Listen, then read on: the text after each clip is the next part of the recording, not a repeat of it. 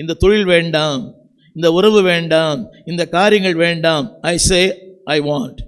அப்போ தேவன் சொல்கிறார் ஐ டோன்ட் வாண்ட். விஷயத்தை கேளுங்க, அதனுடைய விளைவுகள் என்ன?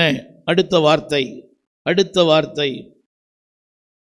9ஆம் வசனம் 8ஆம் வசனம். ரைட், எல்லாம் கவனிங்க எல்லாரும். ஒரு நிமிஷம். நீ என்ன சொல்றது, நான் என்ன கேட்கறது? Can you put that word pride and ego? pride and ego. Thank you. நீ எல்லாருக்குள்ள இது இருக்குது, எல்லாருக்குள்ள. சின்ன பையன் கூட இருக்குது, அவனை கரெக்ட் பண்ண நாளைக்கு வரமாட்டான் சர்ச்சுக்கு.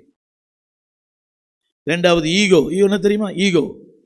நான் தான், நான் யாரு, என் நிலைமை என்ன, நான் எவ்வளோ பெரிய ஆள். கவனிங்க, இது ரெண்டும் இருந்தால் தேவன் பேசவே மாட்டார்.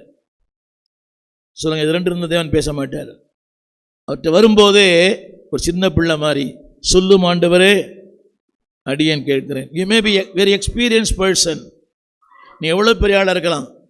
ஆனால் உள்ளே வரும்போதே அவர் சமூகத்து நிற்கும்போது சொல்லணும், எனக்கு பெருமை இல்லை ஆண்டவரே, என்னுடைய ஈகோ ஒன்றும் இல்லை.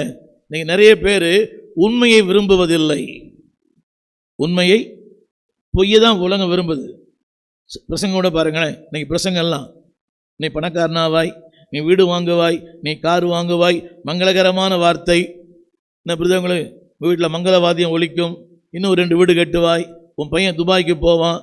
புரிதவங்களுக்கு, உனக்கு அமெரிக்காவிலிருந்து பொண்ணு வரும். எங்கேயும் வராது, எதிர் வீட்டில் தான் வருது. கடைசியில் நீ ஜனங்கள் இதை விரும்புறதில்லை இன்னைக்கு. அதாவது என்னைக்கு அந்த பெருமை, திரும்ப சொல்கிறேன், அறிவு இருக்கலாம், அனுபவங்கள் இருக்கலாம், எல்லாம் இருக்கலாம். ஐ ஆம் நத்திங் பிஃபோர் காட்.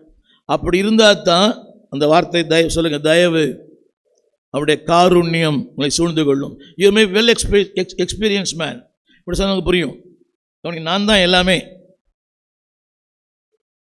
இப்படி நினைச்சேன்னா பூஜ்ஜியம்.